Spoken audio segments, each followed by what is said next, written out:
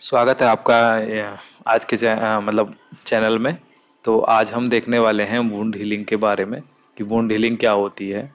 इसमें जैसे कि ये टॉपिक है तो एएनएम के लिए इम्पोर्टेंट है, बता देता हूँ। जीएनएम के लिए इम्पोर्टेंट है और फार्मा के लिए, और ये आपका नर्सिंग के लिए। मेडिकल में जब भी आप कोई मतलब पढ़ते हो तो मेडिकल में ये नेसेसरी होता है, इम्पोर्टेंट टॉपिक है।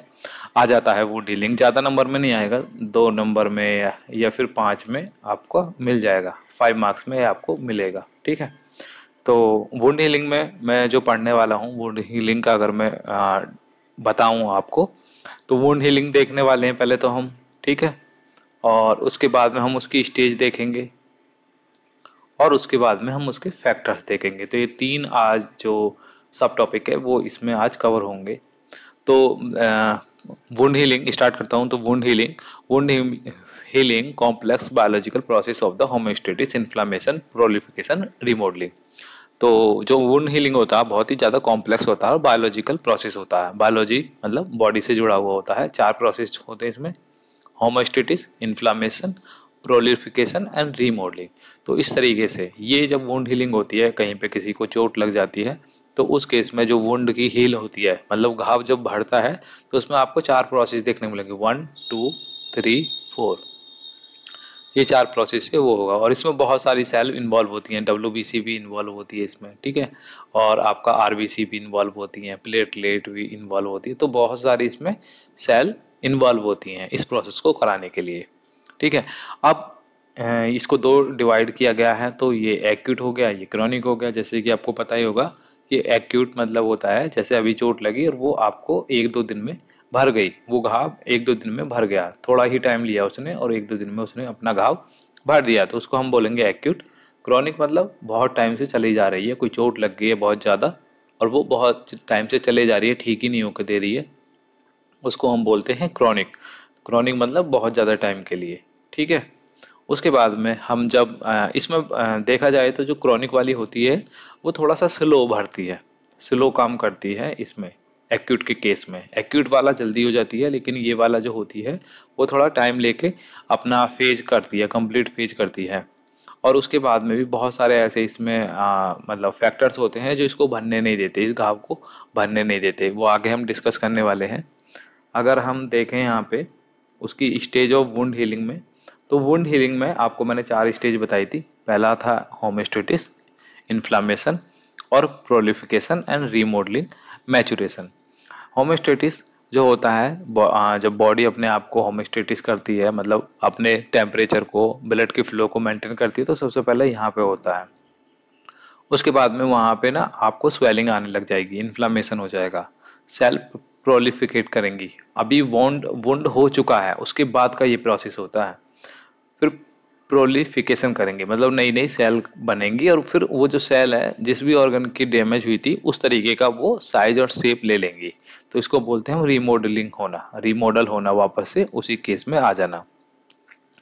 होमोस्टेटिस के केस में क्या होता है, वैसो कंस्ट्रिक्शन का प्रोसेस होता है, जिसमें क्या है, वेसल थोड़ा कांटेक्ट करती है और ब्लड फ्लो अपना मतलब रुक जाता है, स्टॉप हो जाता है इस केस में, होमोस्टेटिस के केस में। इन्फ्लामेशन में क्या होता है कि जो ब्लड क्लॉट हुआ है वहाँ पे आके आपको प्लेटलेट लग जाएंगी, प्लेटलेट होती है ना, और उसकी वजह से वहाँ पे क्या होगा, इन्फ्लामेशन हो जाएगा। तो ये इन्फ्लामेशन का प्रोसेस हो गया। प्रोलिफिकेशन जो होता है ये 3rd स्टेज होती है। इस वाले केस में क्या होता है, वहाँ पे जो वुंड हुआ है ना, वहाँ पे प्रोलिफिकेशन स्टार्ट हो जाता है। ठीक है। सेल आके चिपकने लगती हैं, फिर अपने आप से बनने लगती हैं, तो वो वाली चीज़ें हो जाती हैं। तो यहाँ पे जो आपका होगा उसमें अगर आप देखोगे तो वापस से करना पड़ेगा। रीमॉडलिंग वाले में वो वैसे ही शेप ले लेंगी, जो सेल थी वो वैसे ही शेप ले लेंगी जिस भी ऑर्गन में चोट लगी होगी, इंजरी हुई होगी। अब अगर आगे हम बात करेंगे तो हम बात करेंगे फैक्टर्स के बारे में कि फैक्टर्स में कौन कौन से होते हैं। सबसे पहले हम पढ़ेंगे लोकल फैक्टर्स के बारे में। लोकल फैक्टर्स में क्या होता है, इन्फेक्शन एक लोकल फैक्टर में जाना जाता है। अगर क्या करेगा, अगर किसी इंसान को इन्फेक्शन हुआ है तो उसकी जो हीलिंग होगी, जो वुंड हीलिंग होगी, वो थोड़ा कम होगी, मतलब देर में होगी, जल्दी नहीं होगी। पुअर ब्लड सप्लाई का मतलब है कि जहाँ पे चोट लगी है वहाँ पे ब्लड ठीक से पहुँच ही नहीं पा रहा है, तो वहाँ पे भी आपका ये चीज़ अफेक्ट होगी और वुंड हीलिंग जो होगी वो डिले करेगी, देर में होगी। फॉरेन बॉडी, अगर इन्फेक्शन हुआ है, फॉरेन बॉडी वहाँ पे लग गया है, डस्ट लग गई है, तो उस केस में भी जो वुंड की जो हीलिंग होगी वो लेट में होगी, मतलब बहुत टाइम लेगी। मूवमेंट करोगे, अगर कहीं पे चोट लग गई और ऐसे किसी जगह पे लग गई जहाँ पे मूवमेंट करना जरूरी होता है, तब अगर आप मूवमेंट करोगे तो चोट जल्दी से ठीक नहीं होगी। आयनाइजिंग रेडिएशन, अगर आप रेडिएशन में जाओगे तो वहाँ पे भी आपको जल्दी से वो ठीक नहीं होगी। अल्ट्रा वायलेट लाइट में भी अगर आप पहुँच गए हो, वहाँ का जो रेडिएशन आपको मिलेगा, ठीक है, तो उस वजह से भी आपकी जो वुंड हीलिंग होगी वो लेट होगी। तो ये आपको ये रहा। टाइप, साइज एंड लोकेशन, ये सही है कि टाइप है मतलब बड़ा है कोई चीज़, ठीक है, और उस केस में वो जो वुंड होगा वो भरने में टाइम लेता है अगर वो वुंड बड़ा है तो। साइज भी मैटर करता है, ठीक है। लोकेशन मतलब जहाँ पे आप मूवमेंट करते हो, सपोज कि आपको कहीं ऐसी जगह चोट लग जाती है जहाँ पे मूवमेंट करना जरूरी होता है, तो वहाँ पे जो वुंड हीलिंग होगा, मतलब वुंड जो भरा जाएगा वो जल्दी नहीं भरा जाएगा, वो बहुत टाइम लेगा, ठीक है। तो ये चीज़ आप ध्यान रखोगे। अब एक होते हैं सिस्टमिक फैक्टर, ठीक है।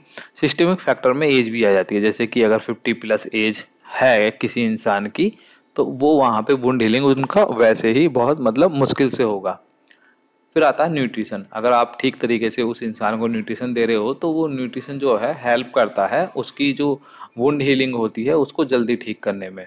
लेकिन अगर उसका न्यूट्रिशन ठीक नहीं है या वो अच्छे से खा नहीं पा रहा है तो वो देर में उसका घाव भरेगा। सिस्टमिक इन्फेक्शन होते हैं जैसे कि पेट में जो इन्फेक्शन होते हैं, ब्लड में जो इन्फेक्शन होते हैं, तो वो भी आपका डिले करते हैं, मतलब जल्दी से होने नहीं देते। डायबिटीज है अगर किसी को, तो उस केस में भी वो वुंड हीलिंग ठीक से नहीं हो पाएगी।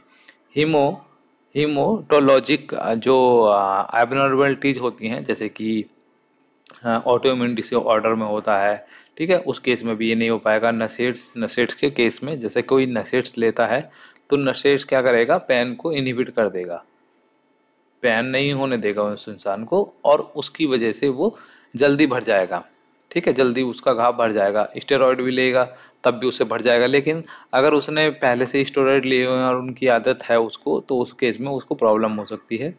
यहाँ पे क्या होता है, एक होता है रेडिएशन थेरेपी लेगा तब भी वो हो जाएगा ठीक, कीमोथेरेपी से भी हो जाएगा ठीक, लेकिन उसका जो सिस्टम है वो वीक हो जाएगा, जो बॉडी सिस्टम है।